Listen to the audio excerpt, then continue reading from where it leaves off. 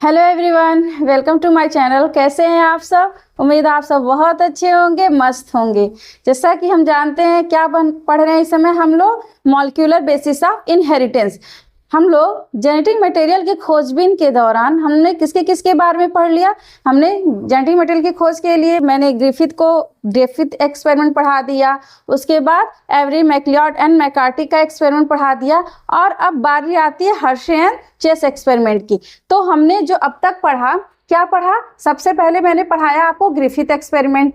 तो Griffith experiment में Griffith sir ने ये तो बता दिया कि हाँ, जो भी एस स्ट्रेन से आर स्ट्रेन में कुछ न कुछ ट्रांसफर हो रहा है, मतलब जो जेनेटिक मटेरियल ट्रांसफर हो रहा था, उन्होंने ये बताया कि हाँ यहाँ पे कुछ न कुछ ट्रांसफर हो रहा है। लेकिन उसका उन्होंने नेचर नहीं बताया कि मतलब उसका बायोलॉजिकल नेचर क्या है, कि जो वो कुछ ना कुछ मटेरियल ट्रांसफर हो रहा है वो डीएनए है, आरएनए है या प्रोटीन है। तो उसका पता लगाने के लिए फिर 3 साइंटिस्ट आए। कौन कौन से?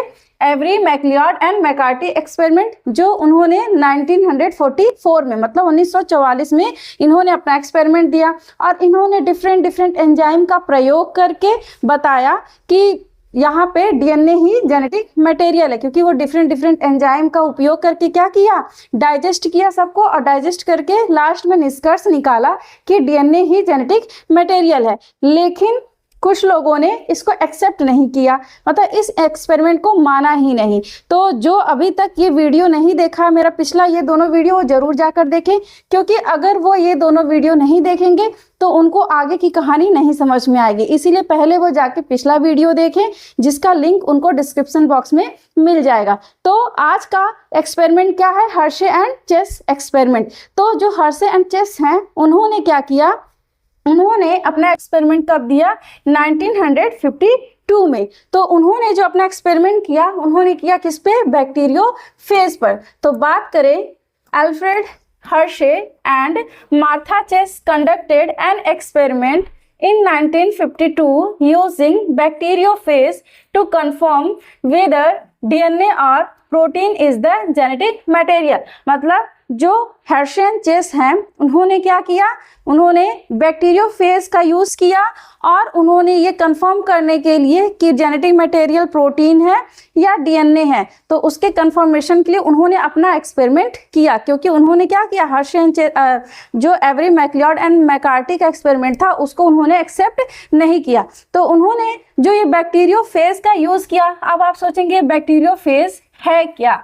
ठीक है, अभी बैक्टीरियोफेज क्या है? तो देखिए, बैक्टीरियोफेज एक प्रकार का वायरस है। ये मत सोचिएगा कि बैक्टीरियोफेज का मतलब बैक्टीरिया। बैक्टीरियोफेज का मतलब होता है कि वायरस है, वो ऐसा वायरस है जो बैक्टीरिया पर अटैक करे। ठीक है, मतलब ऐसा वायरस जो क्या करे, बैक्टीरिया को इन्फेक्ट करे, उसको बोलते हैं बैक्टीरियोफेज। तो क्या होता है बैक्टीरियोफेज? अब बैक्टीरियोफेज या फिर देखिए बैक्टीरियोफेज बोलते हैं, बैक्टीरियोफाज भी बहुत लोग बोलते हैं। दोनों सेंटेंस करेक्ट है, जो आपकी इच्छा हो आप उसको बोल सकते हैं। तो बैक्टीरियोफेज और फेज भी बोल सकते हैं। Is a type of virus that infect and multiplies only inside bacteria. मतलब बैक्टीरियोफेज क्या है? एक प्रकार का वायरस है जो केवल बैक्टीरिया को संक्रमित करता है और उन्हीं के भीतर अपनी संख्या को बढ़ाता है। अब बात करें इस बैक्टीरियोफेज की, तो जब आप बैक्टीरियोफेज का स्ट्रक्चर देखेंगे तो कुछ इस प्रकार दिखाई देता है। ठीक है, तो ये जो बैक्टीरियोफेज है, इसका जो आउटर कोट है, ये जो बाहरी आवरण, जो ये आउटर कोट है, ये वाला पोर्शन, ये बना होता है प्रोटीन का। ठीक है, ये क्या होता है? ये प्रोटीन कोट होता है। तो बैक्टीरियोफेज का जो आउटर कोर है वो क्या है? प्रोटीन का है। लेकिन जो बैक्टीरियोफेज का इनर कोर, ये जो अंदर वाला कोर है, ये क्या होता है? डीएनए होता है।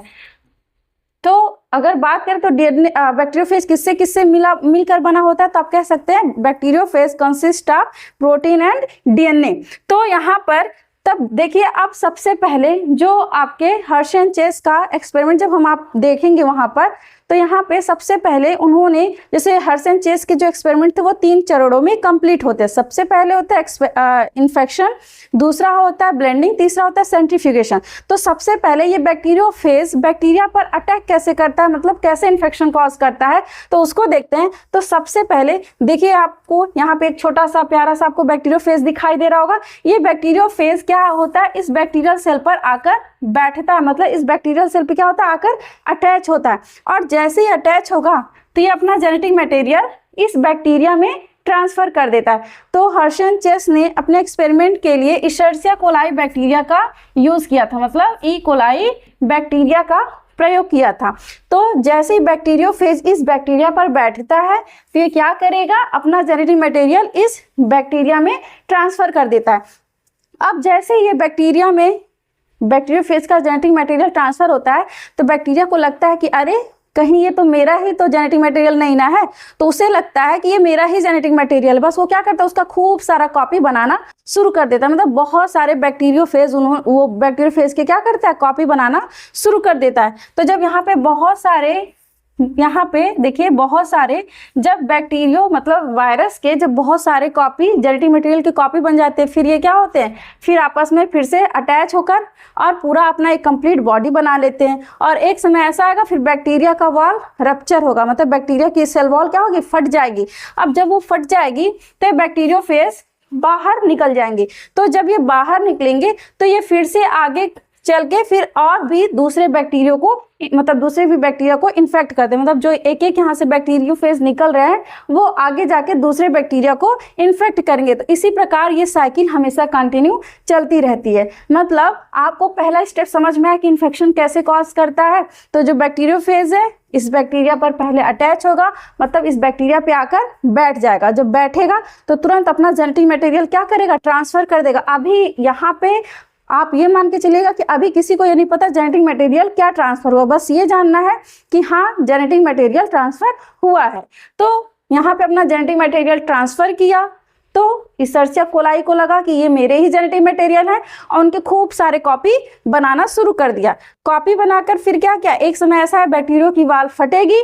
अब जैसे ही बैक्टीरियल सेल फटेगी तो यहाँ से बहुत सारे बैक्टीरियोफेज बाहर निकलेंगे और ये बैक्टीरियोफेज आगे चल के फिर दूसरे बैक्टीरिया को क्या करेंगे, इन्फेक्ट करेंगे। तो इसीलिए जो हर्ष और चेस के एक्सपेरिमेंट है उनके एक्सपेरिमेंट को ट्रांसडक्शन प्रिंसिपल भी कहा जाता है। क्यों कहा जाता है, क्योंकि ट्रांसडक्शन मतलब क्या होता है कि जब भी कोई बैक्टीरियोफेज एक बैक्टीरिया से दूसरे बैक्टीरिया में अपना जेनेटिक मटेरियल क्या करता है, ट्रांसफर करता है, इसी प्रोसेस को बोलते हैं ट्रांसडक्शन। इसको हम आगे जब ट्रांसडक्शन आपको पढ़ाएंगे तो हम आपको डिटेल में पढ़ाएंगे, लेकिन बस इतना जानिए कि इनके एक्सपेरिमेंट को भी ट्रांसडक्शन कहते हैं। क्यों कहते हैं, क्योंकि क्या करता है बैक्टीरियोफेज अपने जेनेटिक मटेरियल को एक बैक्टीरिया से दूसरे बैक्टीरिया में क्या करता है, ये ट्रांसफर करता है। तो अब देखिए, अब इन्होंने क्या किया, इस एक्सपेरिमेंट के लिए उन्होंने क्या किया, सबसे पहले उन्होंने लिया दो कल्चर मीडिया लिया, मतलब 2 कल्चर मीडिया। जैसे मान लीजिए कि ये 2 प्लेट तैयार हैं, इसमें हम बैक्टीरियोफेज को ग्रो कराएंगे। तो एक में उन्होंने लिया सल्फर, रेडियो एक्टिव सल्फर, और एक में उन्होंने लिया फास्फोरस, मतलब रेडियो एक्टिव फास्फोरस। क्या क्या लिया, पहला उन्होंने एक प्लेट में लिया रेडियो एक्टिव सल्फर और दूसरे में लिया उन्होंने फास्फोरस, रेडियो एक्टिव फास्फोरस। अब देखिए, अब जो बैक्टीरिया इस सल्फर वाले में ग्रो करेगा, मतलब जिस बैक्टीरिया को हम सल्फर वाले मीडियम में ग्रो करवाएंगे, तो अगर आपको थोड़ा सा भी मतलब बेसिक साइंस आता है तो आपको पता है कि कोई भी अगर डीएनए की बात करें तो डीएनए का मेन मतलब उनका कंपोनेंट क्या होता है, नाइट्रोजनस बेस होता है, फॉस्फेट ग्रुप होता है और पेंटोज शुगर होता है। लेकिन अगर यहीं पे बात करें, अगर प्रोटीन की बात करें तो प्रोटीन क्या होता है, सल्फर कंटेनिंग होता है। तो जो बैक्टीरिया सल्फर में ग्रो कराएगा तो उसका उस बैक्टीरियोफेज का क्या होगा, प्रोटीन कोट रेडियो एक्टिव होगा। मतलब अभी आपने पढ़ा, अभी मैंने बताया कि जो बैक्टीरियोफेज है उसका ये जो आउटर वाल है, मतलब ये जो बाहर वाला आउटर कोट है, ये क्या होता है, ये प्रोटीन का बना होता है। किसका बना होता है, प्रोटीन। और प्रोटीन क्या होता है, प्रोटीन सल्फर कंटेनिंग होता है। तो जो बैक्टीरियोफेज प्रोटीन में ग्रो कराया जाएगा, मतलब रेडियो एक्टिव प्रोटीन में ग्रो जो बैक्टीरियोफेज किसमें रेडियो एक्टिव सल्फर में ग्रो कराया जाएगा, उसका जो बाहर वाला ये जो प्रोटीन कोट है वो रेडियो एक्टिव हो जाएगा। क्योंकि क्या करेगा, प्रोटीन को लगेगा कि अरे ये सल्फर है, तो उसको क्या करेगा, तुरंत एब्जॉर्ब कर लेगा। लेकिन जो बैक्टीरियोफेज डीएनए में ग्रो कराया जाएगा, तो डीएनए मतलब रेडियो एक्टिव फास्फोरस में ग्रो कराया जाएगा, तो अब डीएनए के पास क्या होता है, फास्फोरस होता है। तो डीएनए को लगता है कि अरे यहाँ पे रेडियो एक्टिव फास्फोरस है, इसको तो मैं ही एब्जॉर्ब करूंगा। तो क्या करेगा, डीएनए क्या करता है, रेडियो एक्टिव फास्फोरस को एब्जॉर्ब कर लेता है। तो इसी प्रकार जो बैक्टीरियोफेज रेडियो एक्टिव फास्फोरस में ग्रो कराया जाता है उसका डीएनए रेडियो एक्टिव होता है, और जो बैक्टीरियोफेज रेडियो एक्टिव सल्फर में ग्रो कराया जाता है उसका प्रोटीन रेडियो एक्टिव होता है। तो यहाँ पर दो तरह के मीडियम बनकर तैयार हो गए। तो आप यहाँ पर देख सकते हैं, यहाँ पर क्या करते हैं, पहले फास्फोरस 32 डीएनए आप यहाँ पे यूज करके, मतलब उनका क्या है, रेडियो एक्टिव ये नेचर होता है, उसका यूज करेंगे यहाँ पर, और दूसरे में सल्फर, रेडियो एक्टिव सल्फर का यूज करते हैं। तो अब देखिए इनके नोट्स को अगर देखेंगे तो क्या करते हैं, they grow bacteriophage in 2 different medium. अभी मैंने बताया कि उन्होंने क्या किया, 2 डिफरेंट मीडियम लिया। सबसे पहले में उन्होंने लिया इन 1 मीडियम सल्फर 35 वाज यूज्ड। सबसे पहले उन्होंने रेडियो एक्टिव सल्फर को यूज किया, और it labelled the protein code. क्यों प्रोटीन कोड को लेबल किया, क्योंकि प्रोटीन कंटेन सल्फर, क्योंकि मैंने अभी बताया कि प्रोटीन के पास क्या होता है, सल्फर होता है। लेकिन दूसरे मीडियम में देखिए, इन अनदर मीडियम फास्फोरस लिया उन्होंने, radioactive phosphorus was used, it labelled the DNA. ये क्या किया, डीएनए को लेबल किया, मतलब डीएनए को रेडियो एक्टिव किया। क्यों किया, क्योंकि डीएनए के पास क्या होता है, फास्फोरस होता है। Then these labeled phase were allowed to infect Escherichia coli bacteria. तो उन्होंने क्या किया, अब इसी को ही Escherichia coli बैक्टीरिया पर क्या किया, इन्फेक्ट करवाया। फिर उन्होंने क्या देखा, यूजिंग अ ब्लेंडर, उसके बाद उन्होंने क्या यूज किया, blender. They separated the viral protein codes from the bacteria. उसके बाद उन्होंने ब्लेंडर किया और प्रोटीन कोड को बाहर कर दिया वायरस के। कैसे किया, तो चलिए देखते हैं।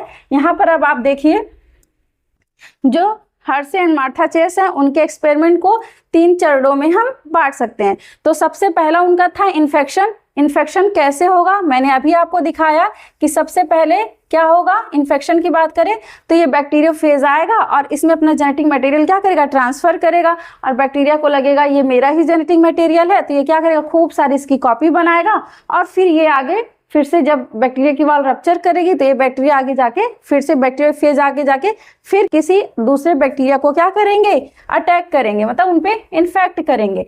तो ये हो गया इन्फेक्शन। तो सबसे पहला स्टेप आपको समझ में आया कि इन्फेक्शन क्या है। तो यहाँ पे देखिए यहाँ पे 2 मीडियम का मैंने अलग अलग आपको बताया। सबसे पहले इधर आप सल्फर लेबल्ड प्रोटीन का देख लीजिए, और इधर है फास्फोरस लेबल्ड डीएनए। तो यहाँ पर डीएनए रेडियो एक्टिव है, और यहाँ पर इसका ये बाहर वाला ये कोट जो है, बाहर वाला प्रोटीन कोट, वो रेडियो एक्टिव है। तो सबसे पहले जब यहाँ पर क्या हुआ, इन्फेक्शन हुआ, तो जैसे इन्फेक्शन हुआ तो ये क्या करेंगे, अपना जेनेटिक मटेरियल इसमें ट्रांसफर कर देंगे। दोनों केस में क्या होगा, जेनेटिक मटेरियल बैक्टीरियोफेज अपना ट्रांसफर कर देंगे। अब देखिए, अब जब जेनेटिक मटेरियल ट्रांसफर हो गया बैक्टीरिया में, तो हमको बाकी के जो जितने भी बाकी के पार्टिकल बच रहे हैं उनका क्या काम है, कोई काम नहीं है।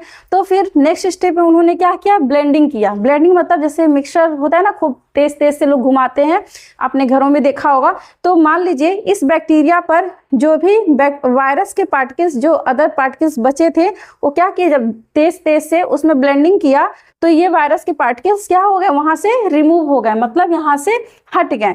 तो इसके बाद जब यहाँ पर अब सिर्फ क्या बचा इसमें, इस बैक्टीरियल सेल में सिर्फ और सिर्फ जेनेटिक मटेरियल बचा। फिर उन्होंने नेक्स्ट स्टेप क्या किया, सेंट्रीफ्यूगेशन, कि मान लीजिए कुछ वायरस के पार्टिकल्स भी थे और कुछ बैक्टीरियल पार्टिकल्स भी थे।